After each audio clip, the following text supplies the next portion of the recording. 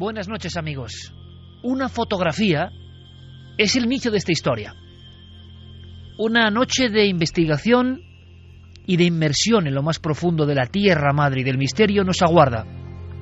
Yo espero que a estas horas, a la 1:33 ahora mismo, estéis ya preparando imaginariamente vuestro traje, no sé si de espeleólogos o de arqueólogos, en el fondo de aventureros, porque nos marchamos, os lo aseguro, a conocer con material exclusivo de última hora, sin duda una de las cavernas más misteriosas y míticas del planeta Tierra. Todos muy atentos, porque además la historia llegaba con ese impacto gráfico. Veréis, un grupo donde se distingue a personal militar y a personal civil avanza por una especie de inmenso pasillo. Yo, como mero espectador, intuyo que el lugar es inmenso, una especie de gran catedral bajo la tierra. Destellean, centellean casi las luciérnagas o las luminarias de la humedad en esas paredes inmensas, altísimas. Da la impresión, sin duda, de que ese grupo de hombres valientes, poco a poco, se están adentrando en un recinto sagrado, en un enclave marcado por lo luminoso. Y detrás de ellos, o quizá encima, o quizá atravesando a todo el grupo, una gran esfera en primer plano. Y en esa esfera, clarísimamente, observamos lo que parece un rostro atormentado.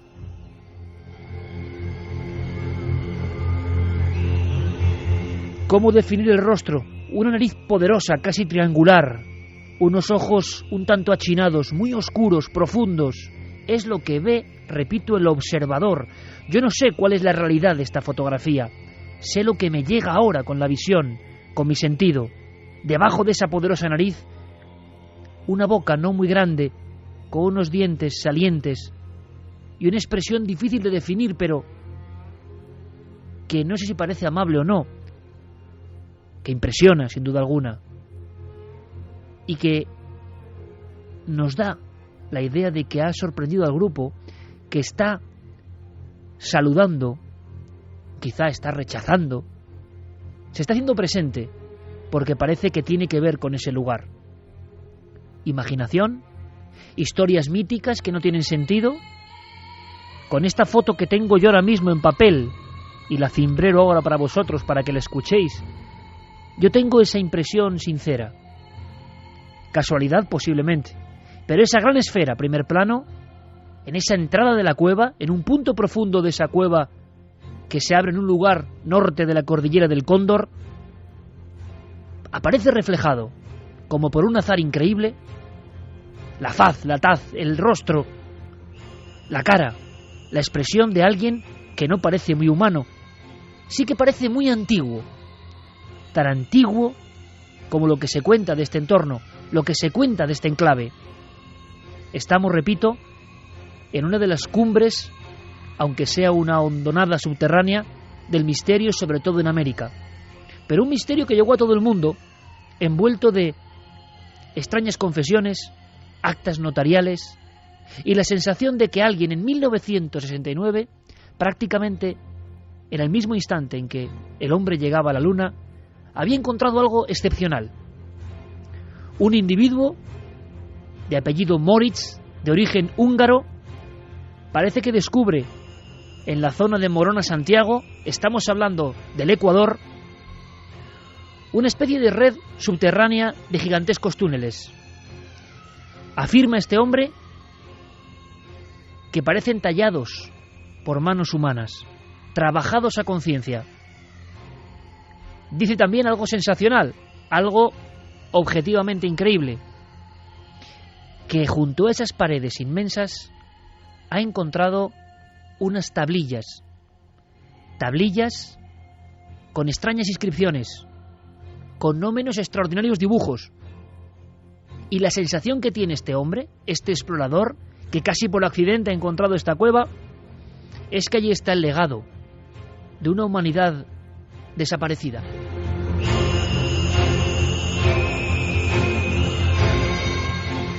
Todo esto que os cuento se resume en un término: Cueva de los Tallos. ¿Cuántas veces hemos hablado de la Cueva de los Tallos? ¿Cuántas veces hemos cogido el libro de Erich von Däniken, que tengo aquí en las manos, publicado en 1974 en el mes de septiembre, y hemos recibido el mismo escalofrío? Erich von Däniken decía: se trata, en mi opinión, así empezaba su libro, de la historia más increíble, la más inverosímil del siglo. Añadía: me parecería una historia de ciencia ficción si no lo hubiese visto y fotografiado yo mismo. Y después se adjuntaba un acta notarial, histórica, polémica, me imagino, una especie de icono para los que amamos el misterio, que aseguraba lo siguiente: Juan Moritz, ciudadano argentino, nacido en Hungría, pasaporte número 4361689, etc., en la región oriental, provincia de Morona, Santiago, dentro de los límites de la República del Ecuador, he descubierto, decía, varios objetos de gran valor cultural e histórico para la humanidad. Los objetos consisten especialmente en láminas metálicas. Contienen, probablemente, el resumen de la historia de una civilización extinguida, de la cual no teníamos hasta la fecha el menor indicio. Añadía: los objetos se encuentran diseminados en distintas cuevas y son de la más variada naturaleza. Se habló, y seguro que muchos amigos del misterio lo saben, de una especie de biblioteca de oro. Incluso se mencionó la palabra oro. Por eso von Däniken vendió millones de ejemplares con un libro polémico donde los haya, bestseller en su época, El oro de los dioses. ¿Pero era verdad? Sabemos, para dar más datos, que Neil Armstrong, el primer hombre que pisó la Luna, hizo un segundo viaje al misterio, que le marcó tanto, quizá como el objetivo hacia nuestro satélite. Ese viaje era la Cueva de los Tallos, 1976. ¿Qué hacía Armstrong en este lugar tan lleno de leyenda y con tan poca ciencia aparentemente? Hoy sabemos que equipos de arqueólogos ecuatorianos, acompañados de militares, encontraron en los años 70 piezas, efectivamente, pero no eran láminas de oro con un lenguaje perdido. Y a día de hoy, ¿qué podemos ofrecer nosotros? ¿Por qué os invitamos a una expedición? Porque acaba de efectuarse una auténtica aventura multidisciplinar entre arqueólogos, psicólogos, militares, especialistas en lingüística. Una expedición a lo más hondo de la Cueva de los Tallos. Muchos dirán: ¡por fin! Veréis, qué mejor ilustración que esa fotografía, que seguramente puede ser una anécdota más o no de una expedición asombrosa que queremos contaros con todo el detalle, que una voz, la voz de David Romero, que es uno de los compañeros de Teleamazonas que estaba en ese grupo de auténticos privilegiados, que se han metido en la oscuridad, que han atravesado el umbral, que han subido a unos 800 metros sobre el nivel del mar para luego descender 87 metros en caída libre y meterse en la más profunda de las oscuridades de la Tierra. Y a partir de ahí, el misterio del que tantos han escrito sin pisarlo, Cueva de los Tallos. ¿Qué nos pueden contar estos especialistas? Pues amigos, hay de todo, absolutamente de todo. Creo que no vamos a quedar insatisfechos. Un pequeño testimonio. Durante 3 días estuvieron ahí. Preparación de 3 meses. Y preparación no solo física, sino psicológica, casi de 1 año. Guiados por expertos militares. ¿Qué buscaban? ¿Qué encontraron? David Romero nos recordaba un instante de esa expedición que ya considero prácticamente como uno de los hitos en la historia de la arqueología y la expedición en América. Hubo un día en el que logramos recorrer 3 kilómetros al interior de la caverna, 3 kilómetros, y entonces llegamos hasta un punto en donde empezamos a grabar, a filmar algunas imágenes, y se produjo un ruido realmente tenebroso, por así decirlo, ¿no? Un ruido importante que nos puso a todos muy nerviosos, ¿no? Entonces cada quien empezó a tener su teoría, ¿no? Los Ibias, que son unos indígenas amazónicos con entrenamiento militar, hacían alusión a a que ese ruido pudo haber sido provocado por su dios Arutam, y entonces que nosotros habíamos llegado hasta un punto en donde su dios no se lo permitía, ¿no? Un punto en donde él había sentido que habíamos violado, digamos, un espacio sagrado, sus aposentos, ¿no? Pero ese ruido nos produjo una sensación de mucho temor, y en ese momento realmente nos percatamos del lugar en el que estábamos, ¿no? Y tuvimos la sensación imperiosa de querer salir por primera vez, ¿no? Pero de todas maneras había que procurar mantener la calma. Entonces, esa sensación creo que fue no dentro de los parámetros normales, y que en un momento determinado puso a toda la expedición un poco inquieta y un poco percatándose del lugar en el que estábamos, ¿no? Nunca antes habías estado tan cerca de lo desconocido. Milenio 3, Cadena Ser.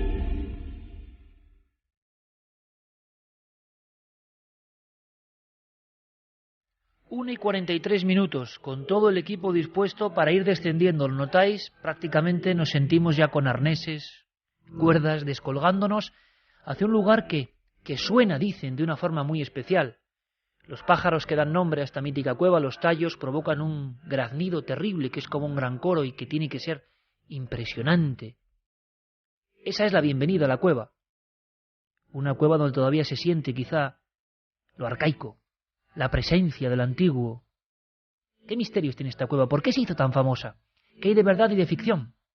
Bueno, yo quiero agradecerle especialmente a Manuel Palacios, un investigador y experto lingüista que nos escucha ya desde Ecuador. Vamos a pedir a las comunicaciones que nos bendigan un poco, porque estamos como el funambulista. Pero a miles de kilómetros este amigo ha logrado, primero, que tengamos a varios especialistas, que tengamos muchos documentos, y yo se lo quiero agradecer. Manuel Palacios, Ecuador, buenas noches. Manuel, buenas noches. Manuel, ¿me escuchas? ¿Aló? Vamos a ver si me escuchas. Manuel, buenas noches. Sí, les escucho. Manuel, nos llega bien el sonido. Vamos a pedir a las deidades cósmicas que nos protejan. Decía que una expedición, imagino que inolvidable, Manuel, y para una persona como tú, para un investigador, ¿qué significa entrar dentro de la cueva de los Tallos? ¿Qué sentiste al entrar en el umbral de ese lugar tan mítico y misterioso, Manuel? Bueno, después de años de investigación, años de preparación, lógico. Por desgracia, como veis, estamos ahí, ay, qué pena, pendientes de un hilo. Fermín Agustí, Carlos Largo, Noel intentarán ir resolviendo. No es fácil, las comunicaciones con la zona en concreto no son fáciles, no son sencillas, pero no os preocupéis.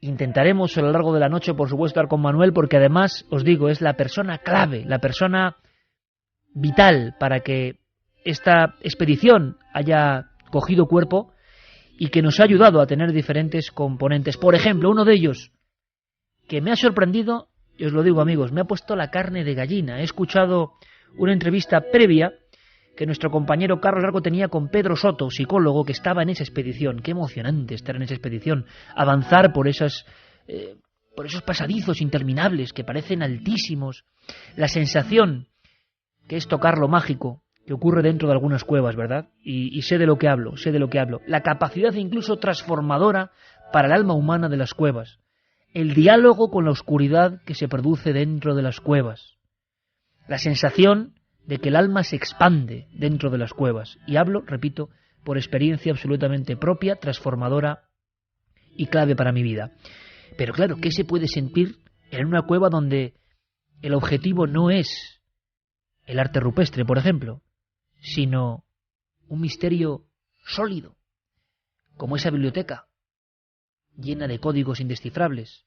¿Se sentirán ahí también los dioses guardianes? ¿Su presencia? Sé que han dormido dentro de la cueva varias noches. ¿Qué pasa cuando uno sueña dentro de las cuevas? Pedro Soto es nuestro compañero. Pedro Soto, psicólogo que ha estado en esta expedición. Y vamos a ver ahora si el sonido nos llega bien, porque esta noche eso es sobre el alambre. Pedro, buenas noches. Buenas noches. ¿Cómo está usted, Iker? Pedro, encantado de escucharte y además me alivia porque con Manuel Palacios tenemos en alguna otra zona algún que otro problema. Pedro, yo decía que me has dejado de verdad de piedra, nunca mejor dicho, con algunas descripciones. El sentimiento que uno, al margen de su bagaje científico, recibe cuando está en la oscuridad de un lugar como la Cueva de los Tallos. El diálogo con la oscuridad más profunda y con lo que eso significa es posible ahí dentro, ¿verdad, Pedro? Así es, sí, justamente una de las experiencias más vitales de mi existencia ha sido justamente el tener el contacto con la oscuridad de tipo cero. Más allá de la ceguedad biológica, creo que hay una ceguedad también de tipo cortical, racional, donde el mundo se vuelve un mundo de poesías, pero no son unas poesías de tipo dramático ni trágico, sino más bien una experiencia entiológica, es decir, más vital para uno. Yo creo que, Pedro, que incluso dentro de las cuevas, bueno, todos los grandes personajes de la historia, o algunos, han sufrido transformaciones brutales, el mundo cambia, y vamos a hablar de lo que habéis podido percibir, y además me gusta mucho que con tu faceta de psicólogo nos des una visión que va más allá, incluso de lo ortodoxo, de lo que se puede tocar. ¿Qué siente el alma humana dentro de un lugar tan envuelto de leyendas y donde incluso parece que gráficamente estas leyendas dejan su marca? Vamos a hablar de todo eso, Pedro, y te lo agradezco un montón que nos hagas también de guía en esta expedición.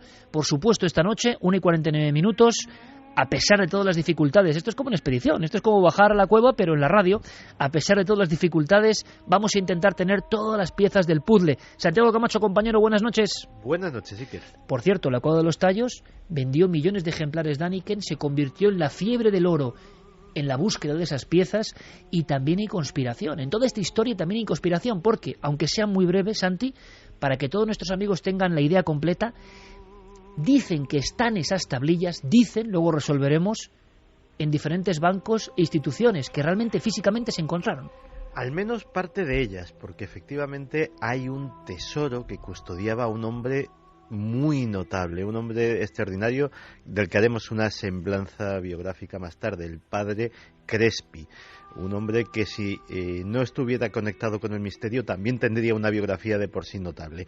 Y ese hombre mostró a Däniken, mostró a Stanley Hall, mostró a Armstrong, a todos los que fueron a la zona, unas piezas arqueológicas que custodiaba, que él decía que algunas eran de oro efectivamente, que se correspondían con esas planchas en forma y en fondo, porque mostraban imágenes extraordinarias que era imposible que se hubiesen captado por una civilización precolombina, por una civilización sudamericana anterior a la llegada del hombre blanco, porque había cosas maravillosas, cosas que hacían referencia incluso a culturas muy lejanas, a culturas como la babilónica. Imagínate. ¿Dónde están esas piezas? Según cuentan los teóricos, luego resolveremos. Objetivamente, la leyenda o la verdad, ¿dónde dice que están esas piezas físicamente? ¿Y en qué bancos? Estarían, según las diferentes teorías, algunas de conspiración y otras más fundadas, en el Banco Nacional de Ecuador, en las bóvedas del Banco Nacional de Ecuador habría una parte del tesoro. La Iglesia todavía custodiaría, incluso en el Vaticano, alguna parte también de ese tesoro arqueológico, y luego se habló de robos, de expolios por parte de cazatesoros que habrían puesto al mejor postor parte también de esas piezas. 1:51, por supuesto, como es uno de los temas que además, bueno, sabemos la nutridísima población ecuatoriana que sigue este programa, tanto en Ecuador como aquí en España, y muchos nos habían pedido que hablásemos por favor de esa cueva, pero había que hacerlo con nuevos datos, y todo van a ser, os lo aseguro, nuevos datos. Yo estoy sorprendido. Por eso abrimos líneas de contacto ahora mismo. 1:52, Carmen, buenas noches. Buenas madrugadas, Iker. Tema mítico donde los haya. Pueden preguntar a nuestros amigos. Yo creo que es una oportunidad única de preguntar a personas que prácticamente tienen el vaho de la oscuridad de la Cueva de los Tallos todavía impregnado en la ropa, que acaban de venir, que acaban de llegar, que han vivido cosas, que han filmado cosas. Y abrimos líneas de contacto rápidamente y abrimos nuestra encuesta, por supuesto. Claro que sí, abrimos las de contacto como siempre. Fíjate, yo he estado revisando esta tarde, te acordarás, unas fotografías que hicimos en el Metropolitan Museum. Unos extraños seres de Mira oro que las llevo buscando todo el día procedían. yo, eso, lo llevo buscando todo el día y no lo encontraba. O sea, las has encontrado tú. Las tengo yo y las he estado revisando, y algunas son parecidísimas a las fotografías que muestra el padre Crespi. Luego, si quieres, hablamos de ellas. Vamos O sea, a darlas. hay que decir simplemente el apunte, que no hay puntada sin hilo, que en el Metropolitan Museum de Nueva York, en la Sala del Oro, hay piezas que se parecen realmente, vamos a dejarlo ahí, se parecen a lo que mostraban en los libros, unas cosas como muy ingenuas y muy raras en los libros que al parecer había sido extraído de la Cueva de los Tallos. Líneas de contacto. Vamos a abrir esas líneas de contacto. Como siempre, milenio3 con número @cadenaser.com para que nos manden un mail. También www.cadenaser.com, donde pueden ir dejando los mensajes segundo a segundo. Y La Nave del Misterio en Facebook, en Twitter y en Google+. Desde allí nos pueden emitir todas las preguntas que quieren que le transmitamos a todos nuestros invitados, Iker. Y el regalo, la tercera colección de los libros de Caballo de Troya. 9 libros, la colección entera, entre todos los mensajes que nos lleguen. Y la encuesta, tenemos la encuesta de la semana pasada en la que preguntábamos ¿cómo escuchas Milenio 3? Pues va ganando Internet, un 70,4%. Ni más ni menos.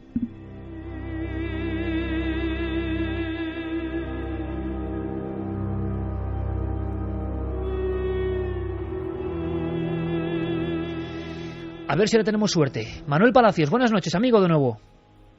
Buenas noches, Iker. Manuel, gracias por recibirnos, gracias por todo tu esfuerzo. Creo que, todo es gracias a tu labor que estemos contando este programa hoy. Yo creo que no mentía, Manuel, al hablar con emoción, pero con impacto, de esa fotografía que es la primera que tú nos mandas, donde parece que es que una cara os saluda. Yo no sé si fue el primer día de la entrada a la cueva, es el segundo día, cuéntanos, es alguna zona muy profunda, pero es que yo veo una cara como de guerrero, te lo aseguro, clarísima. Bueno, eso fue justamente en la vía a lo que se conoce como el anfiteatro, a lo que los ingleses en el año 76 denominaron el anfiteatro. Fue durante el segundo día de expedición. Entonces nosotros avanzábamos muchas veces hacia una zona donde estaba una cascada en búsqueda de agua. Entonces, intuitivamente íbamos tomando fotos para tener un registro de todos los lugares de los que íbamos avanzando. Entonces, realmente tuvimos un archivo de aproximadamente 500 fotografías. Cuando terminamos la expedición, me dediqué a una por una irlas revisando. Entonces me iba topando con estas cosas, con estos eventos, que no podría calificarlo simplemente como bruma, como un defecto de lente, porque no es el único. ¿Y cuál es tu impresión, Manuel? Cuando ves esta concreta, que es la que nos envías, de un rostro muy esférico, nariz muy poderosa, muy prominente, ojos achinados, una especie de boca y sobre todo, te lo digo, amigo, la expresión que tiene, que bueno, es un concepto subjetivo, ¿no? Pero la expresión que tiene encima sobre un grupo de expedicionarios es alucinante. Imagino que te quedaste de piedra, ¿no? Por supuesto, y una cosa que no se han dado cuenta es que justamente en el área del entrecejo hay un punto de luz. ¿Sí? Y me gustaría que lo vean detenidamente, ¿no? Que lo analicen detenidamente, porque ese punto de luz tiene una forma de lo que podría calificarse como un hada, y eso fue lo que justamente me hizo investigar y mandar a analizar la fotografía. Una fotografía como una especie de insecto, ¿sí? Pero con manos y forma antropomórfica, ¿no? Totalmente de acuerdo, totalmente de acuerdo. Te traslado la pregunta que le hemos hecho a Pedro Soto, el psicólogo, y luego con vosotros dos tendremos la oportunidad de vagar por dentro de esa cueva, de verla con vuestros ojos. Pero ¿cuál es la primera impresión, Manuel, cuando uno entra en la Cueva de los Tallos? ¿Qué le viene a la cabeza y sobre todo qué le viene al alma? Está en uno de los lugares emblemáticos del misterio donde se ha contado de todo, a favor y en contra, ¿no? Bueno, la experiencia personal fue... Yo, conversando con Pedro y con otros de los compañeros expedicionarios, le dije, fue como ingresar al útero materno de la Tierra. Yo lo sentí así, llegar hasta un punto de origen. Yo sé que muchas declaraciones que yo pueda hacer o cualquiera de los compañeros pueden hacer han sido calificadas como pseudomísticas, pero es nuestra experiencia. ¿no? Se puede escribir mucho sobre la Cueva de los Tallos. Bueno, a mí, otra cosa es ir y visitarla. Manuel, a mí me encanta la mística y es más, creo que las fronteras de la ciencia ahora mismo tocan directamente la mística, aunque eso es otra historia, pero los científicos más importantes, hoy se daba el Nobel precisamente, o estábamos en fechas de la física cuántica, están llegando a eso, están llegando casi a umbrales de la mística. ¿Cómo el hombre no va a sentir mística y no va a sentirse en el lugar donde nace todo cuando entra en una cueva como esta? Por cierto, se ha hablado mucho, Manuel, de que la impresión que uno tiene cuando entra a la cueva, no sé si es verdad o no, o se entra por otro sitio, es que hay como todo tallado o labrado por mano humana, que da la impresión de manufacturado. ¿Es cierto o no? Evidentemente, hay salones que uno, bueno, yo soy hijo de un geólogo, entonces tengo una formación geológica que me permite identificar lo que es un pasaje kárstico hecho en caliza dolomita, o lo que sería algo fabricado por el hombre. En este caso yo creo que es una combinación de ambas cosas. Es una estructura kárstica que ha sido adecuada, que ha sido manipulada para tener esa forma. O sea, una cueva, para que todos lo entendamos, que en cierto momento de la historia más arcaica, una serie de pobladores modifican, manejan, moldean, porque hay algo importante, hay algo sagrado. Pues Manuel Palacios y Pedro Soto van a ser, junto con David Romero, al que hemos grabado diferentes declaraciones, nuestra triada de expertos, de amigos, y no sabéis cómo os lo agradezco. Estamos en el umbral de la cueva, estamos a punto de entrar en la cueva, estamos en la cueva que atrajo al primer hombre que pisó la luna porque buscaba un secreto ahí. ¿Qué secreto buscaba el señor Armstrong? Por los mismos pasillos por los que aparece esta cara, por los mismos pasillos inmensos donde se ha hablado del inicio de una cultura desconocida que nos dejó su legado. Pedro, Manuel, muy atentos, por favor, porque vamos a disfrutar con todos vosotros, vamos a continuar vagando por la Cueva de los Tallos con todos sus secretos. ¿Qué ha sido de esas planchas? ¿Dónde están? ¿Qué decían? ¿Qué hay de cierto en cuanto a que había una serie de profecías ahí? ¿Ficción, verdad? Bueno, de momento, como siempre, a las 2 de la madrugada, nuestras noticias del misterio. Boletín, donde contamos todo lo que casi nadie cuenta, son muchas cosas, y después seguimos. Objetivo, la verdad de la Cueva de los Tallos. Comenzamos nuestro repaso de la semana con el hallazgo de un planeta que puede albergar vida. Se trata de Kepler 22b. Tiene una temperatura de unos 22 grados centígrados y dobla al tamaño de la Tierra.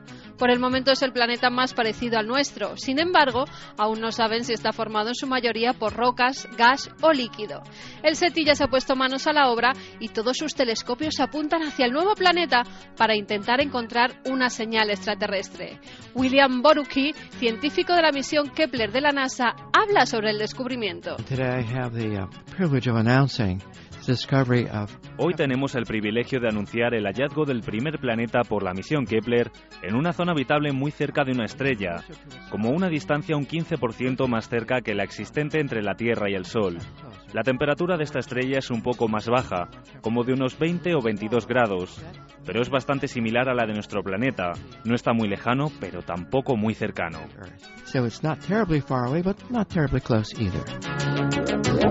Y seguimos en el espacio porque un telescopio de la NASA ha captado un gigantesco objeto que se encontraba cerca de Mercurio. Mientras se obtenían imágenes de una eyección coronal del Sol, apareció de la nada una especie de objeto cilíndrico y con una forma extraña en el centro. Los científicos de la NASA insisten en que el objeto es en realidad la imagen de Mercurio del día anterior y esto es el resultado de la forma en que las imágenes son procesadas. Pero los internautas ya hablan de una nave extraterrestre. Miradlo, ahí está, justo al lado de Mercurio. Definitivamente es un tipo de objeto manufacturado. Es cilíndrico por los dos lados, tiene una especie de forma en su centro, como si fuera un barco. No hay ninguna explicación posible para ello.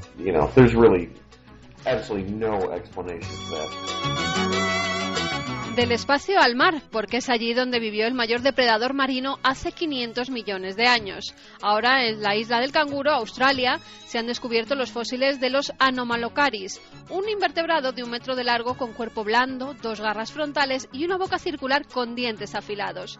Sobre todo ha llamado la atención de los científicos los ojos de más de 3 centímetros de largo y que contienen más de 16.000 lentes, lo que le hacía tener una visión excelente. Óscar Soriano, investigador del Museo Nacional de Ciencias Naturales, nos habla de estos monstruos. Eran unos animales que oscilaban entre 60 y 1 metro, de 60 centímetros y 1 metro, bastante grandes para la época en que estamos hablando, el Cámbrico, y que eran unos depredadores importantes. Lo que sí se ha confirmado es que esos ojos que presentan pues son propios de depredadores.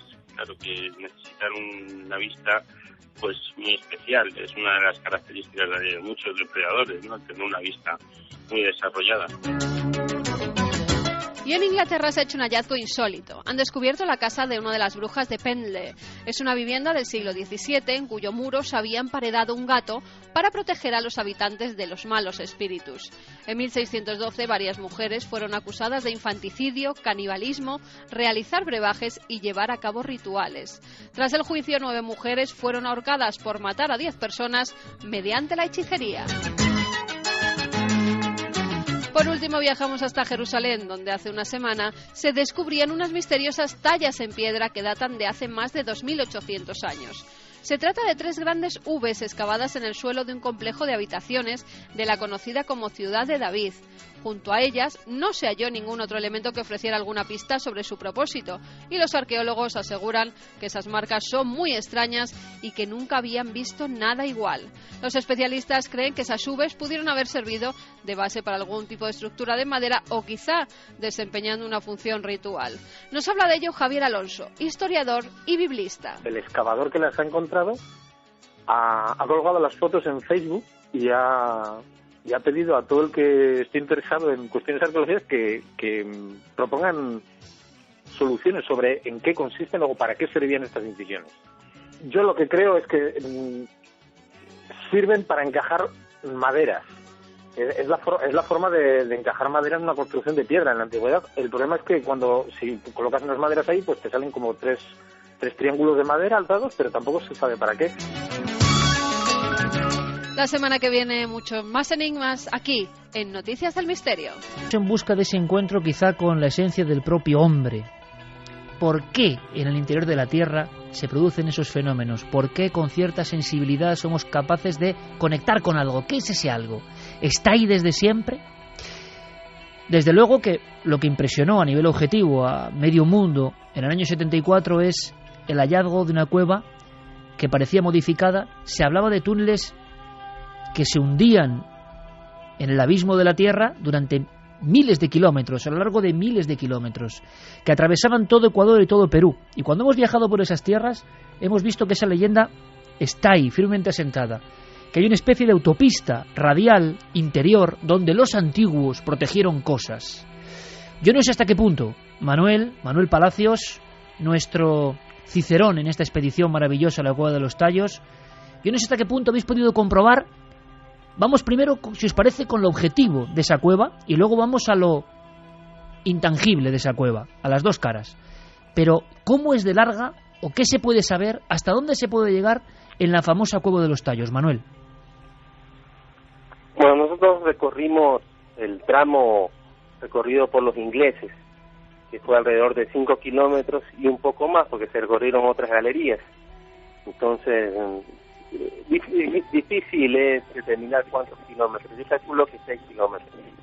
Pero no, total. Claro, no esa idea general o ese mito, esa exageración de que surgen como raíces otras cuevas de la principal y se van perdiendo, pues prácticamente decían que por debajo de toda la selva. ¿Eso puede ser una exageración? No, no es una exageración. En el salón principal, donde el salón más grande, que tiene aproximadamente 300 metros de alto, entonces en ese salón, en niveles superiores, hay cuevas. Se nos invitó a explorar alguna de ellas, no tuvimos el tiempo suficiente, no tuvimos el equipo suficiente, pero habían ramificaciones para otros lados. que en algún momento tienen que explorarse, en algún momento tienen que revelarse hacia dónde llevan. O sea, que me quieres decir, Manuel, que a día de hoy, 2011, como pasa en tantas partes del mundo, la Cueva de los Tallos se ha explorado mínimamente. ¿Y cómo es, si podemos describirla como si fuese una fotografía o un cuadro para tantos miles de amigos que nos escuchan? ¿Cómo podemos dibujar esa cueva, Pedro Soto, psicólogo? Sí. ¿Cuál es la imagen que uno le viene cuando llega, cuando toca suelo, cuando cae en esa bajada de 87 metros, que es peligrosísima? Yo no sé si la negrura no impide la visión o si realmente se puede atisbar algo y se puede comprobar la grandeza de esa cueva. ¿Cómo podemos definirla al público? ¿Cómo es en lo físico? Bueno, cuando uno ingresa dentro del vientre de la Tierra, prácticamente la solución no está en el sistema de la gravitación biológica, sino que participa ya de otra realidad. El ingreso a la Cueva de los Tallos físicamente es muy difícil, pero sin embargo en la abertura principal ingresa todavía el sol. Ajá. Pero cuando uno se desplaza cerca de unos 8 metros, va perdiendo la tonalidad fotónica del ambiente y se va oscureciendo. A medida que uno va penetrando hacia el interior de la cueva, a partir de los 100 metros ya casi todo es oscuro. Y cuando se va mucho más al fondo, la oscuridad es ciega y mucho más al fondo ya no hay palabras para interpretar la oscuridad y por lo tanto la sensación corporal decrece. Como estamos hechos de niveles fotónicos, entonces nuestra realidad es justamente esa. Podemos observarnos físicamente gracias a la luz, pero el momento en que uno pierde la cadena fotónica, solamente queda la sensación del cuerpo, que eso es lo fundamental. Oye, Pedro. Esa sensación del cuerpo es justamente la que permite que nuevos sentidos logren conectarse con el nuevo ambiente que es la oscuridad total. Y ahora vamos a hablar de eso, Pedro, si te parece, de esa otra cara. Pero lo has definido perfectamente. Y en este equipo hemos vivido muchas veces esa sensación. En fin, traspolar todo a lo físico y lo cotidiano es absurdo. Pasan muchas más cosas. Cuando uno penetra en el umbral de la Tierra y se mete en la oscuridad de la Tierra, eso lo dice, Pedro, un buen amigo antropólogo, José Luis Cardero, español de aquí, dice, es muy sencillo, estamos acostumbrados, ¿verdad?, al iPhone, el ordenador, Internet, vivir en un mundo de estímulos. No hace falta más que meterse en uno como a 100 metros, de verdad, solo. No hace falta más que meterse en un bosque solo y toda nuestra corteza artificial desaparece y volvemos a ser el auténtico hombre, el auténtico ser humano con los más profundos miedos. Y tú me hablas de que esa transformación ocurre, es decir, cuando entras en la Cueva de los Tallos primero no ves nada, tus sentidos se ciegan, pero de inmediato me quieres decir, Pedro, que empiezan a aflorar otros sentidos que no son los ordinarios, que empiezas a percibir de otra forma. Así justamente, la primera percepción que uno tiene de ese mundo de la oscuridad es con un sentido que también es biológico, pero que la hemos perdido a lo largo de toda la cultura, sobre todo de esta cultura occidental, y que le conocemos con el nombre de sinestesia. Es decir, hay un desplazamiento de ciertos ocelotes, es decir, ojos celulares, probablemente muy parecidos a los de los peces en el fondo marino, que tiene nuestra piel. Nuestra piel tiene la capacidad de desplazarse como cosa de 50 kilómetros por fuera de nosotros. Entonces llega un momento dado en que uno empieza a percibir, por medio de ese tacto, que no es netamente de las manos, sino de todo el cuerpo, empieza a percibir el otro lado del mundo, esa oscuridad completa. Es ahí cuando las imágenes que se presentan tienen varias formas que solamente el cerebro logra registrar e interpretar de una manera un poco disforme, y más tendiente al carácter de lo mítico, de la leyenda, del cuento, de la fábula, de la narración, es decir, de aquel conocimiento diacrónico de nuestra realidad.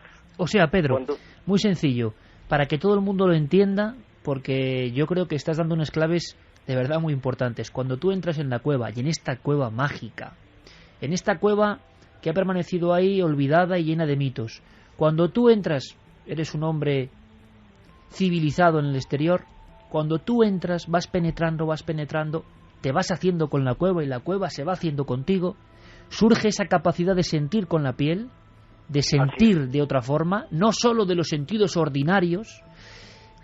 Y me quieres decir que se pueden llegar a detectar, a notar, y quien diga que esto es subjetivo es que me da exactamente lo mismo, porque se han hecho experiencias a todos los niveles y con gente sensible y no sensible. Cuando tú estás dentro de esa cueva, da la sensación, Pedro, de que hay un eco de algo que aguarda ahí todavía. Justamente, y eso es lo más interesante, porque hay una presencia que es muy subjetiva y al mismo tiempo abstracta en el cerebro de uno. Uno lo percibe como algo fuera de los límites de lo objetivo. Quisiera explicar esto porque es fundamental entenderlo, debido a que la experiencia nos determinó a entender por qué de los mitos de nuestros indígenas de la Amazonía. Uno de los datos más interesantes es que hay una comunicación entre ese algo que está fuera de lo biológico, de lo concreto, de lo gravitacional, pero que se comunica a través de una serie de imágenes, de una serie de sensaciones que realmente explosionan en el alma de uno. Es fragmentaria al comienzo, pero a medida de que uno va pasando algunos días, uno se va sintiendo cada vez más conectado con esas formas que no son tan concretas. Por ejemplo, Manuel había enviado una serie de fotografías por demás interesantes, ¿sí?, en las cuales se puede observar una serie de rostros que están por fuera del mundo objetivo y que solamente la cámara pudo captarlas. Ahora bien, en una de las fotografías existe una especie de niebla blanca que realmente es resultado de un aspecto paranormal que existe en la cueva. A esto le conocen con el nombre de vórtices fantasmales, es decir, hay una presencia interdimensional entre el mundo objetivo concreto de esta tercera dimensión y las realidades de otros niveles dimensionales cuya presencia biológica en esos niveles interdimensionales son muy parecidas a nuestras emociones, a nuestras sensaciones, a nuestra imagen y aún a formas de pensamiento muy primitivas que normalmente tenemos. Pues yo creo, Pedro, que este primer aldabonazo, y yo creo que es para reflexionar, iba a decir, no se lo va a creer la audiencia de Milenio 3, pero la audiencia de Milenio 3 yo creo que creo un poco en lo que decimos. Llevamos un par de semanas, mi querido amigo Santiago Camacho y yo, dándole vueltas y vueltas a un montón de historias que tienen que ver con la física cuántica y la mística y los umbrales de la percepción, y resulta que Pedro Soto y Manuel Palacios, que están siendo entrevistados, y que era nuestra idea, como exploradores, desde la psicología, desde la arqueología, desde la lingüística, exploradores, nos vienen aquí a contar que todo eso que estamos fabulando y que la ciencia más de vanguardia está demostrando, está tocando, resulta que ellos también lo viven, Santi, en la oscuridad. Es decir, en la más profunda oscuridad, al margen de las tablillas, de las no tablillas, de las expediciones, de los robos que ahora contaremos, entrar en un lugar sagrado. Lo que pasa es que este mundo ha perdido la noción de lo sagrado, pero los antiguos no. Y algo de eso queda. Entrar en un lugar sagrado, desconectarte del mundo, perder el ruido de fondo, Santiago Camacho, y abrir tu capacidad a eso, trae sorpresas como lo que ahora estaba contando magistralmente Pedro Soto. Efectivamente, tú lo has dicho, el ruido de fondo. Muchas veces el encontrar esa soledad absoluta para poder escuchar lo que hay dentro de uno mismo es posiblemente lo más difícil de todo. Y en un lugar que es muy especial, en un lugar que, como muy bien has dicho, es sagrado y que está en una tierra tremendamente misteriosa como es Ecuador, una tierra que todavía a día de hoy a los arqueólogos, a los historiadores ortodoxos les desconcierta, porque la Cueva de los Tallos, ¿qué civilización fue la que penetró hasta esas profundidades absolutamente prohibitivas? ¿Y para qué? ¿Y para qué? Para tallar ahí. Pero es que en 1984, en otra región, en La Maná, en Ecuador, se encuentra por accidente un grupo de buscadores de oro, encuentra también en otra cueva, más pequeña en este caso, encuentra también una serie de casi 300 piezas, unos octógonos de piedra con unas espirales, con unas figuras geométricas, con mandalas realmente grabados dentro, que también desconciertan a todo el mundo. ¡Qué misterio! ¿Qué misterio? ¿Qué pasó en Ecuador hace miles de años, hace mucho tiempo, antes de que, no ya de que llegasen los españoles, sino probablemente antes de que las primeras civilizaciones se establecieran allí? ¿Qué sucedió? Esa es una gran pregunta que todavía no se ha contestado. Nuestra expedición continúa, va vagando por esos pasillos e iremos intercalando, amigos, la doble cara de la propia realidad, ¿no? La física y la no física. Manuel Palacios, amigo, por supuesto que muchos ya están preguntando en estas vías de contacto por si encontrasteis, es la evidencia, es lo lógico, es lo que se ha contado tantas veces, algún resorte físico, algún recuerdo. Luego volveremos con estos seres o sensaciones o presencias. ¿Había alguna pista para intuir que lo que contó Moritz en su día, el descubridor, en el año 69, lo que reprodujo von Däniken, lo que dio la vuelta al mundo, esa biblioteca perdida, estuvo ahí alguna vez? ¿Había algún rastro objetivo, Manuel? Bueno, tengo que dar una premisa aquí para el programa Iker, y que fue justamente la confirmación de algo que Moritz dijo en la Casa de la Cultura luego de la expedición del 69, que dijo que había encontrado restos de grabados en piedras con escritura rúnica magiar. Entonces, analizando las fotos que se fueron recibidas, las fotos que se tomaron, me encontré con que una de las galerías que mis compañeros expedicionarios saben que estaba tapada. Entonces, en la parte superior de esa galería había símbolos. En su momento no los vimos por lo que define la oscuridad absoluta.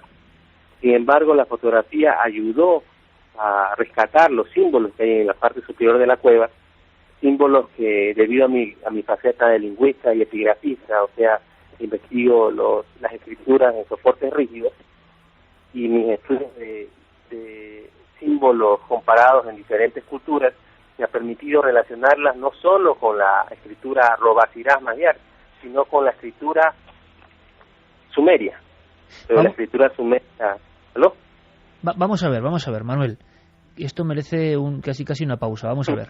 Me estás contando, Manuel Palacios, y yo he puesto una cara que pongo muchas veces en el programa de televisión, y la gente dice, ¿por qué pones esas caras? Digo, es que yo soy así, me dejo llevar, menos mal. Me estás contando, amigo, que en la Cueva de los Tallos, sin que vosotros llegaseis a percibir in situ, en uno de esos pasadizos, y luego por la magia de lo que es el flash y la cámara fotográfica, aparecen signos, y que tú como epigrafista los relaciones con antiquísimas civilizaciones. Estás hablando de civilizaciones del Oriente de hace 4.000, 5.000 años. Por supuesto. Pero no olvidemos una cosa, Iker. Cuando se habla de sumerios, siempre lo localizamos en un área X en Medio Oriente, ¿no? Por lo general. Pero en la América ancestral, en la América precolombina, existía un pueblo denominado Sumir, o Shumir, o llamado también Cañari, que eran los que Moritz decían que eran los sumerios originales que luego, después de 11.000 años, habían viajado para fundar pueblos y que en el futuro regresaron nuevamente a América. Y por eso hay estas piezas tan raras como las que mencionaba el colega, de las piedras de la Maná, hay piezas como las de la colección Crespi, que tienen escritura relacionada al sumerio, que tienen vestimentas relacionadas a los partos, relacionadas a celtas, etcétera, etcétera, etcétera. Es decir, ¿Y cómo son?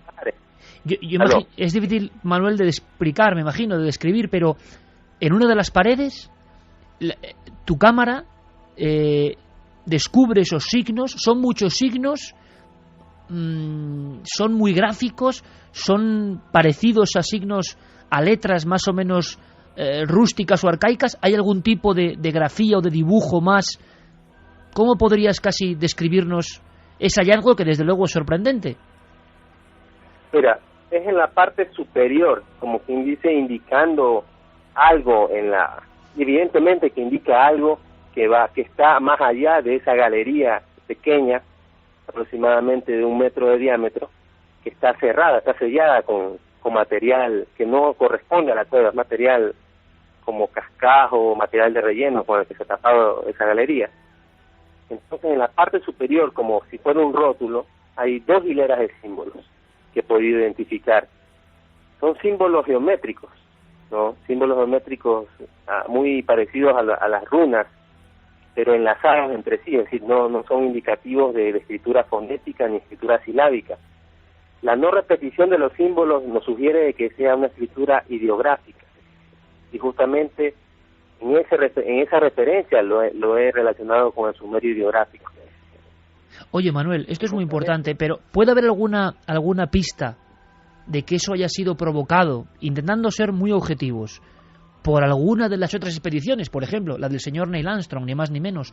Que alguien haya... Hombre, en las expediciones que ha habido, metiéndose ahí con el ejército, nos cuesta creer que alguien se ponga a hacer grafías en la pared, pero, en fin, puede haber esa posibilidad, porque si no el hallazgo es increíble, ¿no? Todo es posible, y que todo es posible. Por eso lo que yo quisiera es proponer públicamente es realizar otra expedición, otra fase de la expedición, más profunda, avanzar un poco más, tener la facilidad que no tuvimos con los amigos del Amazonas de tener el video en bruto del interior de la cueva con buena iluminación. Imagínate si yo he logrado eso con fotos, imagínate lo que puedo lograr con el video en bruto con buena iluminación del interior de la cueva. Hombre, ojalá pudiéramos estar en esa expedición. Mucha solidaridad entre los compañeros, y sobre todo lo que requerimos es continuar con el trabajo. Esto fue simplemente un paso. Eso es solo un dato. Y Manuel, importante lo que dices, algunas partes de estas cuevas de los tallos, porque son muchas, fueron taponadas en cierto momento de la historia, quién sabe si por esos mismos pobladores, pero como ocurrió en muchas cavernas mágicas de la prehistoria, que algunas de ellas fueron selladas por los propios habitantes en Nió, incluso en la propia Altamira, en los lugares sagrados de verdad, en los lugares epicentro del misterio antiguo. Llega un momento en la historia, que es uno de los grandes misterios de la historia, pero como nadie habla de esto, que los propios habitantes abandonan la cueva y la sellan, con un mensaje para el futuro. Esto, yo no sé, Santi, me parece muy bombazo, pero con todas las reservas habrá que investigarlo, y ojalá Manuel nos pueda proporcionar más datos. Vamos a hacer una cosa, Manuel, Pedro, hay mucha gente, muchos amigos de toda España y de toda América, os lo aseguro, preguntando, sugiriendo, haciendo comentarios. Carmen.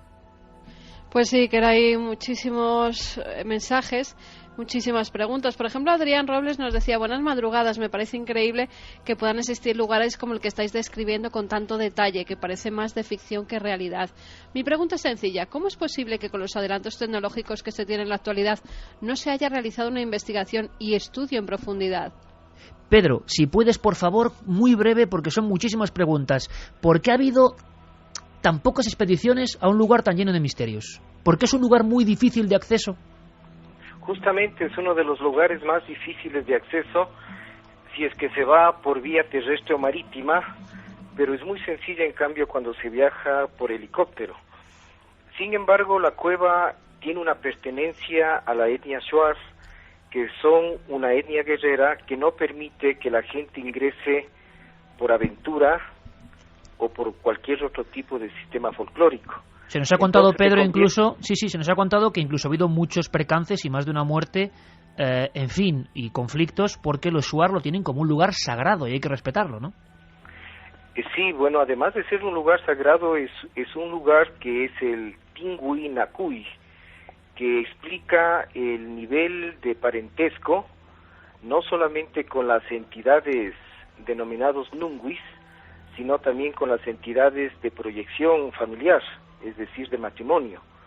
Entonces este lugar se convierte en lugar sagrado cuando existe una divinidad, pero también se convierte en un lugar social cuando se explica que los jóvenes guerreros Shuar necesitan coger de los tallos sus huesecillos para armar la falda o vestido de la novia. Y esta es la finalidad del recubrimiento de la cueva, para que no exista la depredación y exterminio de los tallos, que son, además de alimento, representan también un elemento instrumental para el matrimonio, que representa para ellos también una relación de parentesco con la divinidad original, que es Panki Arutan, que es una serpiente que justamente por sus niveles de toroides logra explicar el afianzamiento genético entre ellos y su realidad de proyección familiar. O sea, Pedro, que es un lugar donde el ser humano y lo no humano de alguna forma se hermanan, convive, esa es la palabra. Lo humano y lo no humano, cosa que para la mente occidental nuestra, tecnificada del siglo XXI, no significa nada o no nos lo creemos, para ellos durante siglos sí era verdad. Por eso los Shuar, hay que decirlo, han defendido con uñas y dientes y se ha convertido en un entorno muy difícil. Por eso esta investigación tiene un valor tremendo. Seguimos con más preguntas, Carmen. Si quieres hacemos batería directa de preguntas solamente o de comentarios para saber cómo nuestra audiencia está recibiendo el tema. Mira, nos dicen, recuerden que durante el conflicto armado del CENEPA entre Perú y Ecuador, ese fue un lugar estratégico donde se escondieron las fuerzas ecuatorianas. Se dice que algunos murieron dentro de esa cueva al perderse. Marc nos decía que el tema de las cuevas, como el que tocamos hoy, es siempre muy interesante. Es espeleólogo y ha tenido la oportunidad de estar en sitios vírgenes donde éramos los primeros que accedíamos. Esta sensación es inexplicable y aún lo es más cuando se encuentran lugares sorprendentes. Y además los hay. Le gustaría que un día habláramos de cuevas y exploración en España. Andrea Díaz de Palencia dice, muy interesante el tema de hoy. ¿Cómo son esas mandalas encontradas en la cueva? ¿Qué formas tienen? Ana María nos decía, buenas noches a todos, es curioso lo que ha comentado Pedro sobre la oscuridad en la cueva. Me recuerda a eso que llaman privación sensorial. Al quedarse a oscuras, en silencio, solo somos conscientes de nuestra propia mente. Tiene que ser una experiencia muy interesante para quienes tengan la suerte de poder vivirla. Hicisteis un programa sobre una cueva en España, sobre aquel hombre que pasó un tiempo prolongado dentro, pero lo de esta noche es impactante. Habéis conseguido que tenga ganas de irme a una cueva a experimentar con relajación.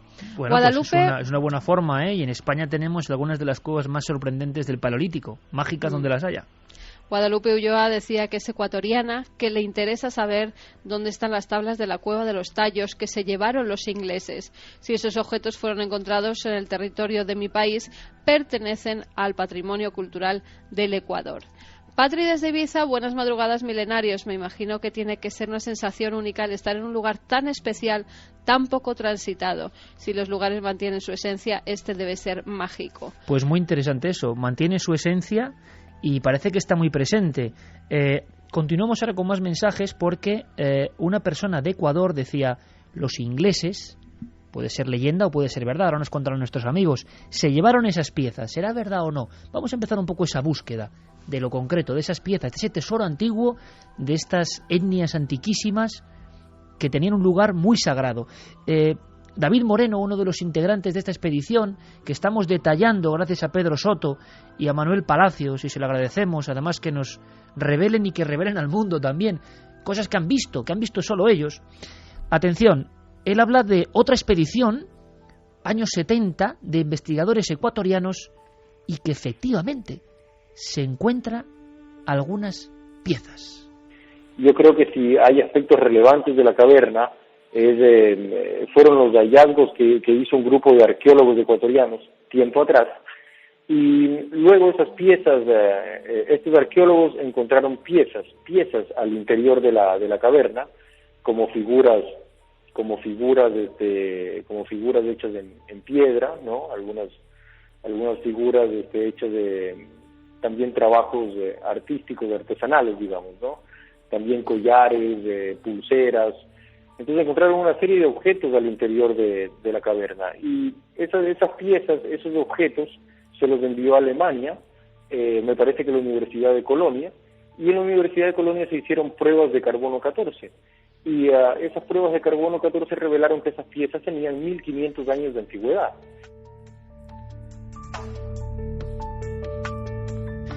Dos y 32, esto es Milenio 3 en la cadena SER, y aquí estamos sumergiéndonos como espeleólogos aficionados, eso sí, y observando, gracias a la voz de nuestros amigos, algo que nos parece maravilloso.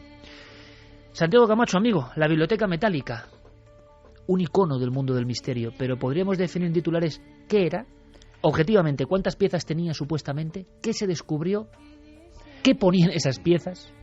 Pues mira, la verdad es que hay muchísima controversia al respecto y hay cosas muy poco claras. La primera vez que oímos hablar de esto es efectivamente a través de ese libro que tienes encima de la mesa.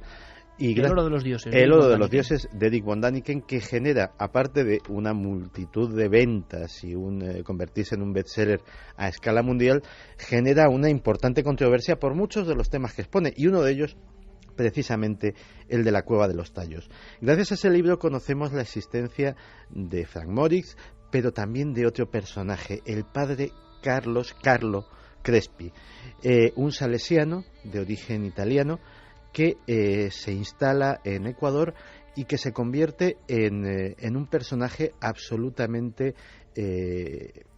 irrepetible. Era cineasta, era humanista, era antropólogo, era una persona que dejó una huella imborrable con multitud de obras de servicio público, hasta el punto de que en la ciudad de Cuenca tiene un monumento que no tiene nada que ver con su implicación con el tema de la Cueva de los Tallos, sino un monumento por el grato recuerdo y la huella imborrable que dejó entre sus habitantes. Y llegó a ser director del Museo del Oro. Llegó a ser director del Museo del Oro de Cuenca, que en los años 60 hubo un incendio y desapareció, ¿no? Esa cualidad de haber sido director del Museo del Oro ya nos indica que era una persona que entre sus muchos intereses y sus muchos talentos estaba saber reconocer una pieza de oro, evidentemente, cuando la veía, y saber reconocer una pieza arqueológica también cuando la veía. Fue un gran benefactor, y aquí es donde empieza la parte interesante de nuestra historia. Fue un gran benefactor precisamente de los Shuar. Esa gente brava, esa gente indómita, confía, él consigue ganarse su confianza, les ayuda en multitud de cosas, y ellos, en pago por las bondades recibidas, de tarde en tarde le traen piezas. ¿Cómo son? Le traen piezas metálicas.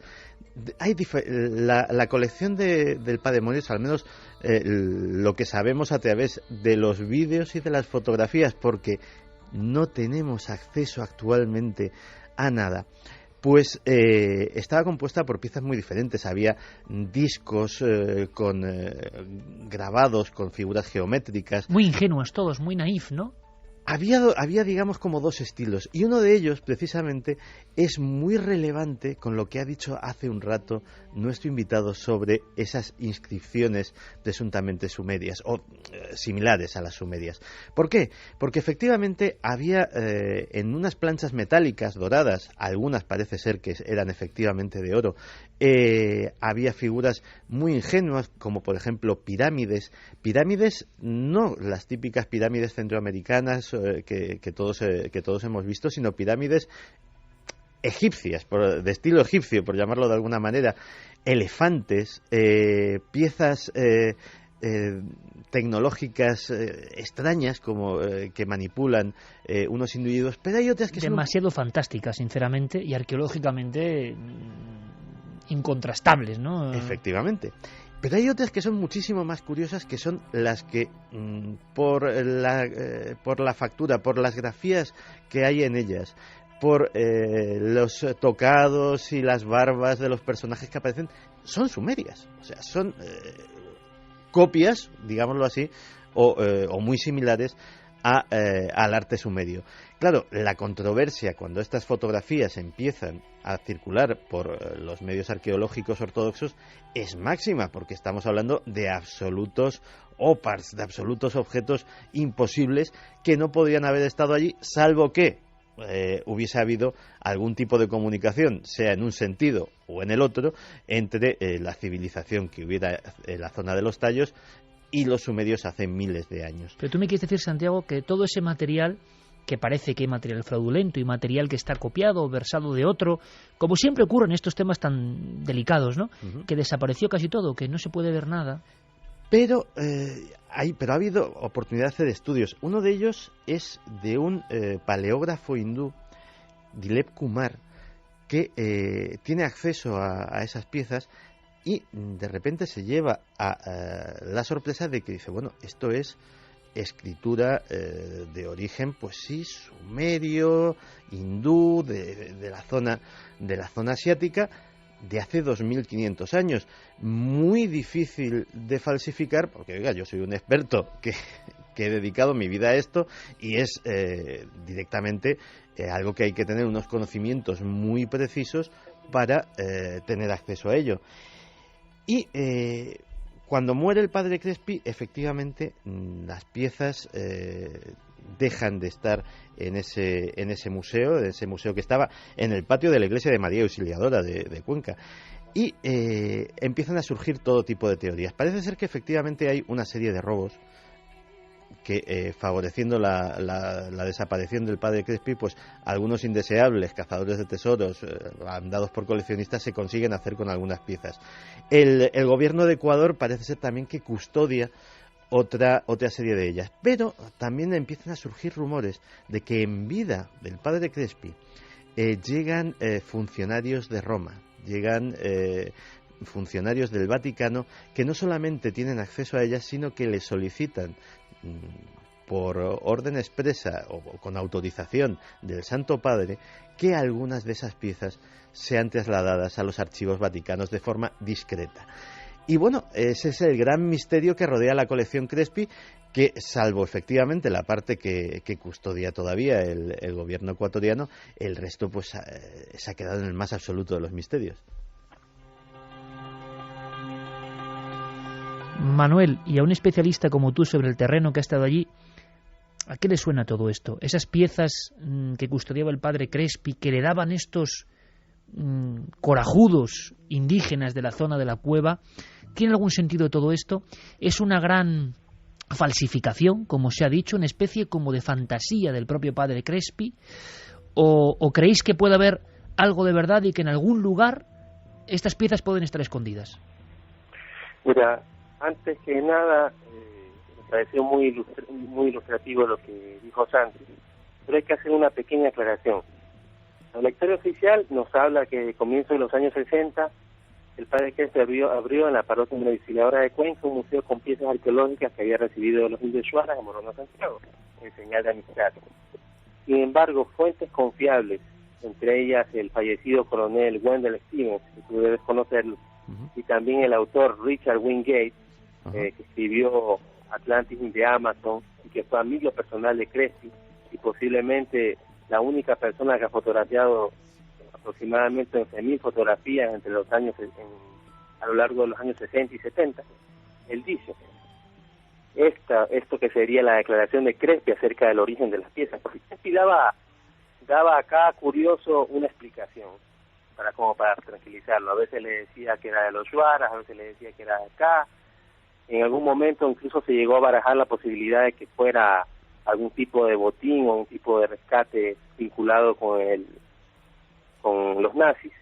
Pero lo que Crespi le dice a Wingate y a Wendell Stevens coincide, y es lo siguiente: dice que muchos de los artefactos vinieron de cuevas y las ruinas antiguas de un templo preincásico en el área de la parroquia. En Paute, un equipo de corte de la carretera estaba creando un camino y descubrió accidentalmente una gran cueva. Estas placas, que parecían ser piezas de fundición de arena, han sido borrado con un acabado brillante. Los respaldos de las piezas tenían rebaba de la fundición. Estas planchas de oro pesaban de 30 hasta 50 libras, dependiendo de su tamaño. Algunos de estos platos, el oro y plata eran los metales, había piedras de rubí y zafiro, y en pequeñas cavidades hechas en el metal había esmeralda. Las escenas representadas en estas placas parecían representar una civilización desconocida. El estilo, la disposición de los muebles, ropa usada, de los peinados que muestran las figuras humanas, no se ajustan a toda sociedad conocida, a la sociedad conocida. Entonces, para mí la colección Crespi fue mi primer amor. Hace 11 años, cuando yo empecé a profundizar en la investigación, a conocer un poco de los tallos, mi primer referente fue justamente la colección Crespi. En el año 2009 me hice una visita, debido a ciertas influencias, a visitar la reserva del Museo del Banco Central de Cuenca para ver la colección Crespi. Entonces ahí me enteré de algunas cosas, como las que te voy a compartir. Entre ellas, este documento que dice que el día de hoy, 9 de julio de 1980, con la entrega de un cheque por la cantidad de 10.677.210 sucres, el gerente de la sucursal en Cuenca del Banco Central del Ecuador, doctor Alejandro Vintimilla Borrero, entregó en las manos del padre Félix Soria, rector de la Casa Salesiana en esta ciudad, un proceso de negociación después de varias conversaciones entre la comunidad salesiana con el personal máximo del Banco Central de Quito, llegando a feliz término. De acuerdo al inventario levantado por el doctor Gustavo Reynoso, existen aproximadamente 5.000 piezas. Dentro de esta colección han sido excluidas otras tantas que carecían de valor arqueológico, siendo consideradas falsas. Estas no interesaron al banco y no fueron incluidas en el inventario, las mismas permanecieron en el poder de la comunidad salesiana. Es decir, lo que yo vi en Cuenca, en el Museo del Banco Central, fueron esencialmente piezas de cerámica y piezas líticas.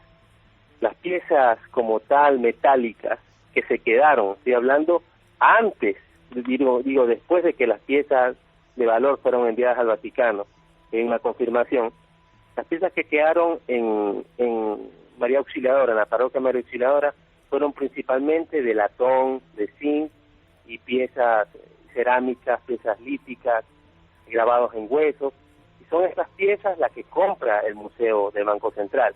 Pero también compra otra cosa muy interesante, compra aproximadamente 1.000 pinturas que tenía el padre Crespi en su museo, no tenía una reserva, y estas pinturas en algún momento, claro que deberían abrirse las puertas y venir expertos de Europa, pero en algún momento se analizó y se llegó a la conclusión de que eran pinturas del Renacimiento y pinturas de los maestros, que estaban dadas por perdidas desde la época de la Segunda Guerra Mundial en Europa. Entonces esto abre una posibilidad extraña, ¿no? Y a la vez me abre a mí la conclusión de que no hay una única fuente para la colección Crespi. ¿No? O sea, esto es muy importante, Manuel, que no solamente hay la Cueva de los Tallos con esa especie de biblioteca de una humanidad perdida, sino que hay yacimientos muy cercanos donde surgen sorpresas y para algunos seguro fantasías incomprensibles y para otros piezas reales. Yo quería dar un dato más, a vuela pluma, si os parece, porque Carmen, tú recuerdas, lo decías en una visita al Metropolitan Museum en la zona del Oro. Nos quedamos muy extrañados y fíjate que yo he intentado, lo que es, por la red, intentar buscar esas piezas que yo vi en un museo que recomendamos a todo el mundo, por favor, que ahora en Navidades y demás tienen la oportunidad de irse a Nueva York, los que puedan, que me parece uno de los mejores museos del planeta. Es impresionante, la zona de América es impresionante, y entonces, claro, están todos esos ídolos de oro que casi, Santi, hay que ponerse gafas de sol, porque ahí entras y es que no. Y hay unos que tienen que ver con el Ecuador, y que yo cuando los vi, ingenuamente, desde mi profundo desconocimiento, dije, jolín, pues esto se parece a la idea de lo que yo he visto fotografiado que decían que surgía de esas cuevas. Tú, yo no sé, Carmen, si tienes la imagen cerca ahora mismo y puedes definirla, pero ¿era una impresión mía subjetiva o es verdad que lo que está en el Metropolitan de Nueva York se parece mucho a la historia que dicen que se encontró en esta cueva? Hay algunos que son muy parecidos, por lo menos las fotografías que pudimos realizar allí, sí que hay algunos seres, si recuerdas, que son como redondos, que tienen grandes dientes, ojos, que sí que se parecen en cierta forma a los que muestra el padre Crespi. Lo que pasa es que las imágenes del padre Crespi hay un totum revolutum, porque es que hay de todo. Es un poco Ica, ¿no? ¿Verdad? Hay un poco de todo. Sí, hay un poco de todo. Hay como sagrado, hay de otras civilizaciones, hay de todo tipo de cosas, con lo cual ya no sabes con qué quedarte. Pero estas que sí que están catalogadas como halladas en Ecuador, que son símbolos realizados en oro, sí que es cierto que algunos de los personajes se asemejan bastante a los que fueron descubiertos por el padre Crespi, o por lo menos los que tenía en su poder. Pedro, habéis podido pernoctar en la cueva, vagando entre lo objetivo, repito, y lo subjetivo o la conexión con otra realidad. A mí me gustaría mucho saber, porque hemos tenido experiencias a ese nivel. Dormir en cuevas rupestres, dormir en cuevas y cavernas mágicas es una de las experiencias más curiosas que un ser humano puede tener. ¿Cómo han sido esas pernoctas dentro de un lugar como la Cueva de los Tallos? Que es que, vamos, se me pone la carne de gallina. La subjetividad también se abre ahí, imagino, porque creo que son 3 noches las que pasáis bajo tierra, ¿no? Así es, justamente. Una de las cosas más interesantes es que cuando uno está en grupo dentro de la cueva, siente una afinidad por las personas que están con uno.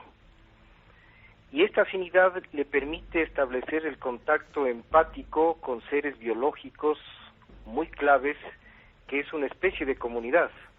Los hermanos que a uno lo protegen, los familiares que uno tiene, los amigos que uno están. Pero sucede que todos dormíamos en pequeños iglús, es decir, una serie de carpas individuales que llevamos, y por lo tanto, durante el periodo, que no sé si sería de noche o de día, como todo es oscuro, el metabolismo se modifica totalmente.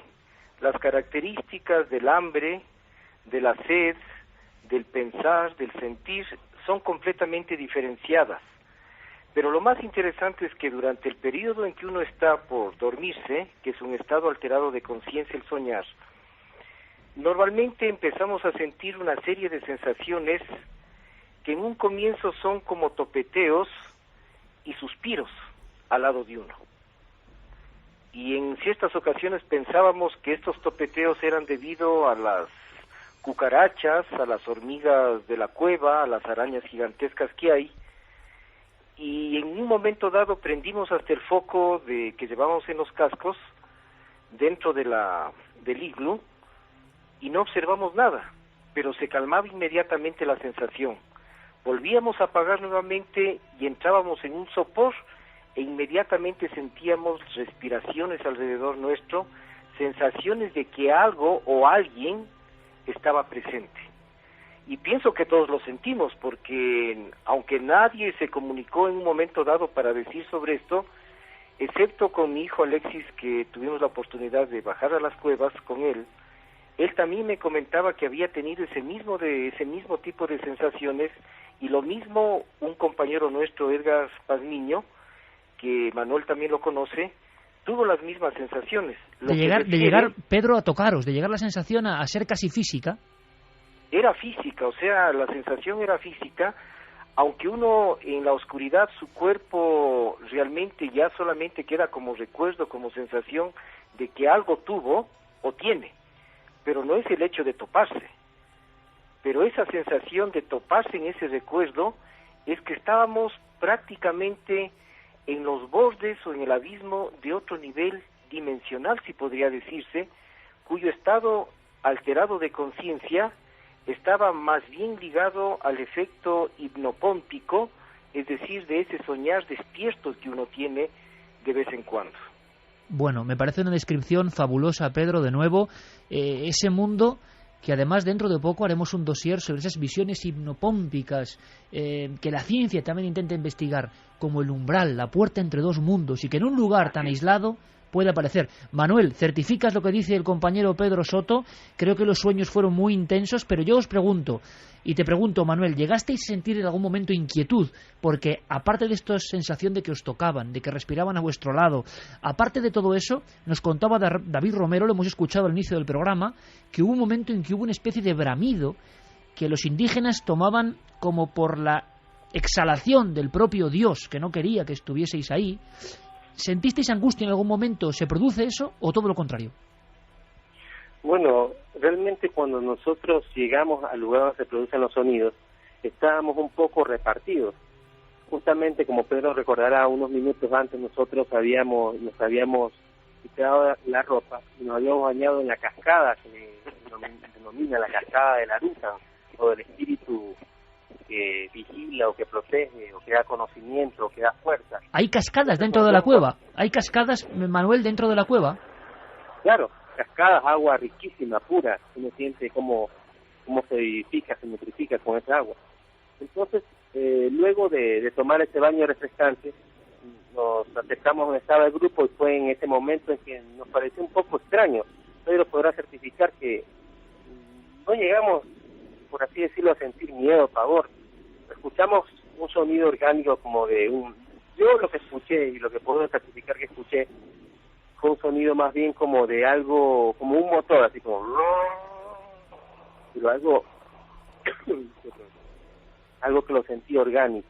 Y lo que me llama la atención es cuando salió el documental desde el Amazonas, el especial desde el Amazonas, justamente el sonido registrado no corresponde a lo que yo percibí, sino es un sonido más bien como de pequeños insectos, un sonido, se podría decir hasta New Age, ¿no? Un sonido así astral, un sonido de meditación, etcétera. Entonces no corresponde a lo que yo escuché, Pedro, quería preguntarte simplemente si alguno de los miembros de la expedición, y yo pido disculpas, la comunicación sobre todo con Manuel vía telefónica no es lo mejor del mundo, el sonido no nos llega muy bien y es un poco pena porque el material nos parece increíble, ¿no? Y os lo agradecemos muchísimo que estéis ahí tan pendientes desde Ecuador en vivo, los dos. Pedro, ¿llega a haber alguna visión en algún momento? Hemos visto las fotografías que alumbran en esa oscuridad y descubren tanto los signos como la cara, los seres, pero y las sensaciones vuestras que tenéis, pero en algún momento en estas grandísimas galerías, algunas de ellas que parecen puestas a bloque, mano a mano, aunque la versión oficial del ejército, según parece, es que son caprichos de la propia naturaleza, pero vosotros, algún miembro de la expedición, ¿llega a ir a más en esas sensaciones? ¿Llega a ver algo dentro de esa cueva? Bueno, prácticamente creo que casi todos tuvimos la experiencia de una sensación visual en términos de una sombra que brota dentro de la cueva. Es decir, la oscuridad es capaz de tener su propia forma, que la podemos definir, o sea, nuestro cerebro registra esas formas como sombras, y que lo más interesante es cuando Manuel nos manda las fotografías que ustedes tienen, ustedes pueden observar rostros, pueden observar una serie de actitudes en esos rostros y expresiones que muchas veces demandan amor, cariño, y en otro una especie como de expectativa congeniando un poco con violencia, pero de todos modos son rostros que existen. Y lo más interesante es que en algún momento la sensación de lo que nosotros llamamos visual, físicamente hablando, y que se ha perdido dentro de la oscuridad, permite entender que hay otro tipo de ojos con los cuales podemos ver el mundo oscuro, el mundo del más allá. Pedro, Pedro, perdóname, ¿y qué dicen los militares que van con vosotros? Que me parece interesante. Los que custodian esta expedición vuestra, ¿llegan a percibir también esas sensaciones? ¿Lo comparten con vosotros? Bueno, prácticamente hay dos tipos de militares. Los militares que acompañan en su mayor grosor es la tropa de Ibias, los más feroces soldados y comandos que tiene el Ecuador. Como ellos bien dicen, somos caballeros en la paz, pero demonios en la guerra. Ese tipo de tropa es una tropa que es indígena, es tropa shuar, y por lo tanto su conocimiento del mundo es un mundo diacrónico, no es el mundo científico, lógico o el mundo cotidiano. Ellos viven con el mito, con la leyenda, con la narración, con los cuentos, con las fábulas, con todos esos elementos que nos transmite la herencia y la cosmovisión.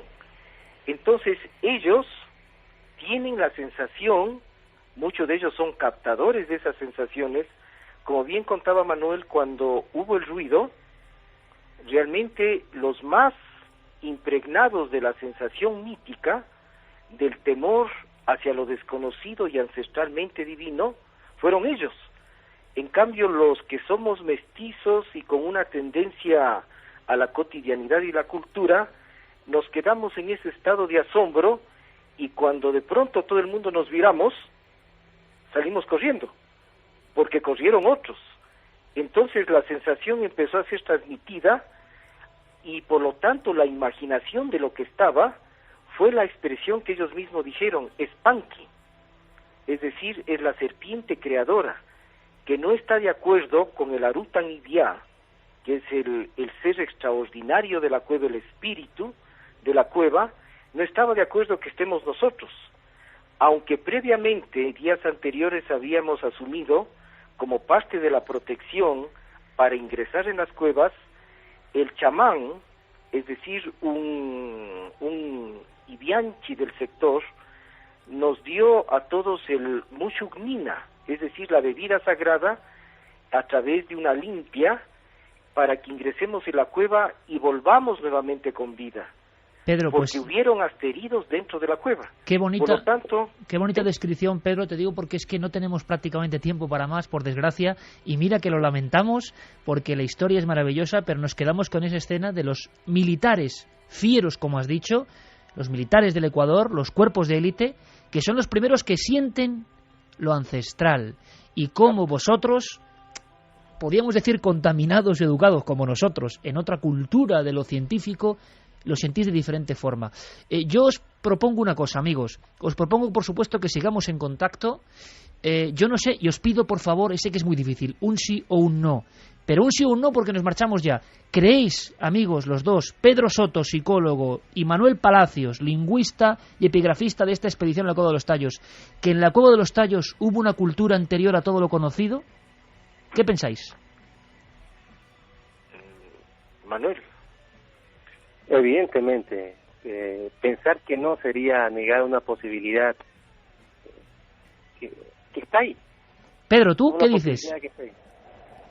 Yo personalmente creo que sí hubo, porque el vestigio de osamentas en la Casa del Espíritu, que es las Ayapambas, es decir, los cementerios, acreditan que hubo ceremonias a los muertos, y si se encontraron vasijas y elementos de subsistencia, de hecho que habitaron seres, tomando en consideración que la historia de mi país, de Ecuador, en la parte muy ancestral nos habla de los mutatatas, los primeros seres que viven en los tucuros, pues, es decir, en las cuevas. Pedro, con eso nos quedamos, no tenemos tiempo para más, os lo agradezco de corazón, de verdad, y solo os digo una cosa, esta es una primera aproximación, quiero contar con vosotros para seguir contando cosas de la Cueva de los Tallos. Un abrazo de todos los amigos de España y de todos los ecuatorianos que habrán seguido muy atentos a esta investigación. Pedro y Manuel, muchísimas gracias, amigos, continuamos aquí en Milenio 3.